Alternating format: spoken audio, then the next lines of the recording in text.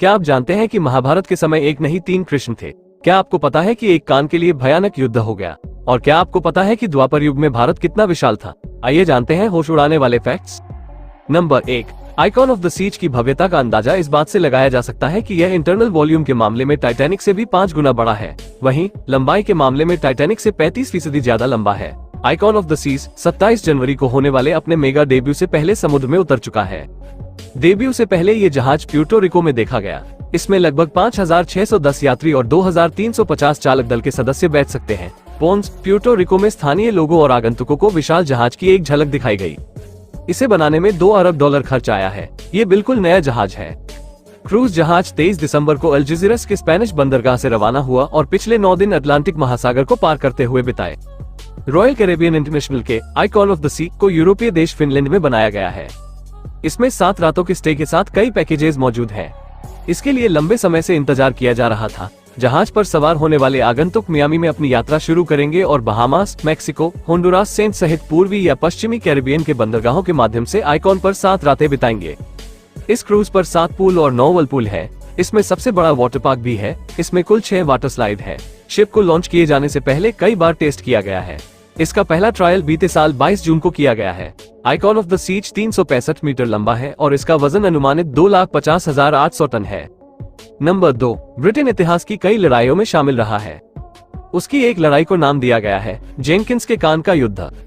आइए जानते हैं कि ये जेनकिंस कौन था और आखिर कैसे उसके कान की वजह से ब्रिटेन ने युद्ध छेड़ दिया। मालिक रॉबर्ट जेनकिंस एक ब्रिटिश समुद्री कप्तान थे। एक बार स्पेन के कोस्ट गार्ड तलाशी लेने के लिए जेनकिंस के जहाज पर चढ़ गए।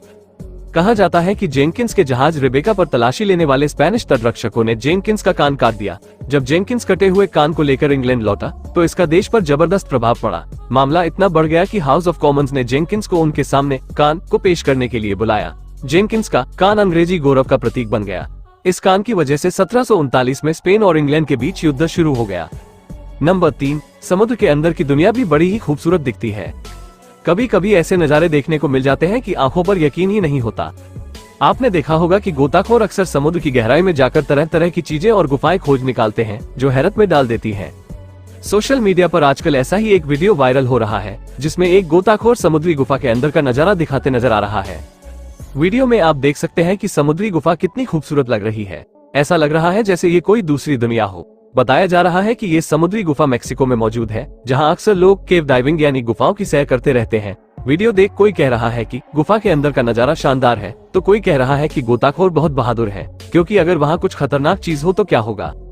नंबर 4, साउथ अमेरिका के चिली में रहने वाले एक्सकिल हिनोजोसा के पिता ने 1960 और 70 के दशक में $163 यानी तब के 12,684 रुपए बैंक में जमा किए थे।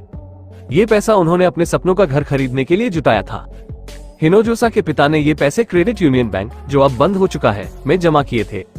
हिनोजोसा के पिता इस बीच मर गए। पिता की मौत के बाद हिनोजोसा ने पासबुक को अपने सामान के साथ एक बक्से में बंद कर दिया। लंबे समय बाद हिनोजोसा को पिता के बक्से में कुछ खोजते समय अचानक पासबुक दिखाई दी। हिनोजोसा को बैंक में जमा रकम पर राज्य गारंटी का नाम पढ़ने को मिला। बाद में ब्याज दर और महंगाई को देखते हुए उन्हें लगा कि उनके पिता की बचत अब $1.2 मिलियन के आसपास होगी। वर्तमान रुपये में इस राशि को कन्वर्ट करने पर यह लगभग 9.33 करोड़ तक पहुंचता है। हिनोजोसा ने इस रकम को स्टेट गारंटी के रूप में वापस पाने के लिए सरकार के पास दावा किया। यह मामला सुप्रीम कोर्ट पहुंचा। सुप्रीम कोर्ट ने हिनोजोसा के पक्ष में फैसला सुनाया। कोर्ट ने कहा कि हिनोजोसा के पिता ने कड़ी मेहनत से इस राशि को जमा किया है, इस पर स्टेट गारंटी है तो उसे वापस मिलना ही चाहिए। बैंक पासबुक का भविष्य अब फाइनल कोर्ट के पाले में है। हो सकता है हिनोजोसा को करीब 10 करोड़ रुपए मिल जाए। नंबर 5, दुनिया में ऐसी कुछ चीजें हैं जिनके बारे में सुना तो काफी लोगों ने है, मगर उसके अस्तित्व पर सवाल बना रहता है। एक ऐसी ही चीज है फिलोसोफर स्टोन, जिसे पारस पत्थर के नाम से भी जाना जाता है। यह एक जादुई मित्र पत्थर है। दुनिया के बेहतरीन दिमागों ने इस पत्थर को खोजने की असफल कोशिश की है। आधुनिक रसायन विज्ञान के जनक रोजर बॉयल भी इनमें से एक थे। ग्रेविटी की खोज करने वाले आइजैक न्यूटन ने भी पारस पत्थर खोजने में अपने जीवन का काफी समय लगाया था। बताया जाता है कि यह एक ऐसा पदार्थ है जो सामान्य धातुओं जैसे लोहा को सोने जैसी कीमती धातुओं में बदल सकता है। ये भी दावा भी किया जाता है कि पारस पत्थर में बीमारी को ठीक करने और अमरता प्रदान करने की शक्ति है। कुछ लोग मानते हैं कि पारस पत्थर कोई पत्थर नहीं होगा, यह एक तरह का पाउडर या अन्य प्रकार का पदार्थ हो सकता है। नंबर 6, मुसलमान हज करने सऊदी अरब के मक्का जाते हैं। गैर मुसलमानों को हज पर जाने की इजाजत नहीं है, मगर एक दरगाह ऐसी है जहां किसी भी धर्म के लोग जा सकते हैं।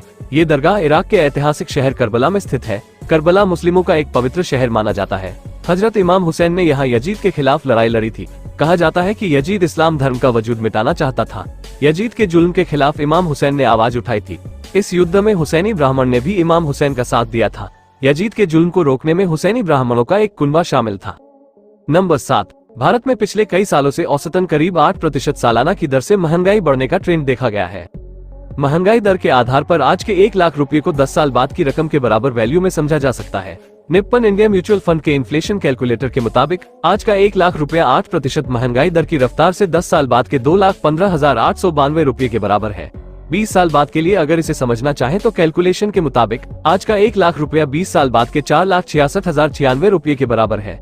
ऐसे में आप समझ सकते हैं कि आने वाले समय में पैसों की अहमियत आज के मुकाबले कैसी रहने वाली है। नंबर 8, नाग यानी सांपों से जुड़ी दंतकथाओं में नागमणि का जिक्र मिलता है। फिल्मों में भी दिखाया जाता है कि नागों के पास कोई मणि होती है जो इच्छाएं पूरी कर सकती है, लेकिन क्या इसका कोई वैज्ञानिक प्रमाण है या ये सिर्फ एक कल्पना मात्र है? वैज्ञानिकों का कहना है कि सांपों के सिर में कोई चमकीली चीज नहीं होती है। नागमणि केवल एक मिथक है। हालांकि पौराणिक कहानियों में नागमणि का जिक्र मिलता है। इन कहानियों में इच्छाधारी नाग नागिन की बात भी सामने आती है जो मानव रूप लेने में सक्षम थे। हालांकि वैज्ञानिक दृष्टिकोण से नागमणि के बारे में कोई जानकारी सामने नहीं आई है, ये एक भ्रम मात्र है। नंबर 9, महाभारत में कई ऐसे रहस्य हैं जिन्हें कम लोग ही जानते हैं। आप जानकर चौंक जाएंगे कि महाभारत में 3 कृष्ण थे। महाभारत के पहले कृष्ण महर्षि वेदव्यास थे, जिन्होंने महाभारत की रचना की थी। इनका रंग सांवला था और इनका जन्म एक द्वीप पर हुआ था, जिसके कारण उन्हें द्वैयापन कहा जाता है। अब सवाल ये है कि इन्हें कृष्ण क्यों कहा जाता था? दरअसल ये भी भगवान विष्णु का ही अवतार थे। इन्हीं के प्रयासों से ही भागवत धर्म की स्थापना हुई थी।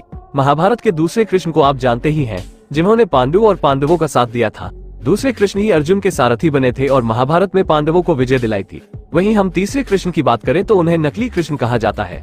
तीसरे है पुंड्र देश के राजा पौंड्रिक, जो नकली कृष्ण के रूप में जाने जाते हैं। इसके पिता का नाम भी वसुदेव था। ये सदैव चाटुकारों से घिरा रहता था और उनके कहने पर ही श्री कृष्ण जी की तरह वेश धारण करता था। नंबर 10, ग्रंथों में उल्लेख है कि इस आधुनिक काल कलयुग से 5000 साल पहले द्वापर युग था। तब देश को भारतवर्ष और आर्यावर्त कहते थे। इस आधुनिक काल कलयुग में जब गुप्त वंश का शासन रहा था तो हमारे देश का आकार पूरी दक्षिण एशिया में था। अखंड भारत में आज का पाकिस्तान, नेपाल, भूटान, बांग्लादेश, म्यांमार और ईरान जैसे देश शामिल थे। Sri Lanka, Cambodia, Malaysia, Indonesia, Thailand और तिब्बत, जो अब चीन में है, भी भारत का हिस्सा थे। हालांकि गुप्त वंश का शासन खत्म होने के बाद से ही अखंड भारत टूटता चला गया। इतिहासकारों के मुताबिक पाकिस्तान बनने के साथ ही अखंड भारत का 24वीं बार विभाजन हुआ। कई इतिहासकार मानते हैं वियतनाम भी अखंड भारत का हिस्सा था। उसका पुराना नाम चंपा बताया जाता है। नंबर 11, श्री कृष्ण ने अपना विराट रूप महाभारत की युद्ध भूमि पर अर्जुन को दिखाया था। भगवत गीता के मुताबिक इस घटना का जिक्र भगवत गीता के अध्याय 11 में विस्तार से किया गया है, जिसमें अर्जुन अपने मित्र और गुरु श्री कृष्ण के विराट रूप का दर्शन करते हैं। इस विराट स्वरूप में श्री कृष्ण ने सभी भूतों को अपने रूप में समाहित किया था, जो इस दर्शन के साक्षात देखने वालों के लिए यूनिक अनुभव था। जब अर्जुन कई तरह के विचारों में उलझे हुए थे और युद्ध के समय रणभूमि में दुविधा में डूबे थे, तो अपने विराट स्वरूप का दर्शन कराकर श्री कृष्ण ने अर्जुन को धर्म और जीवन के मार्ग के प्रति सही मार्गदर्शन किया।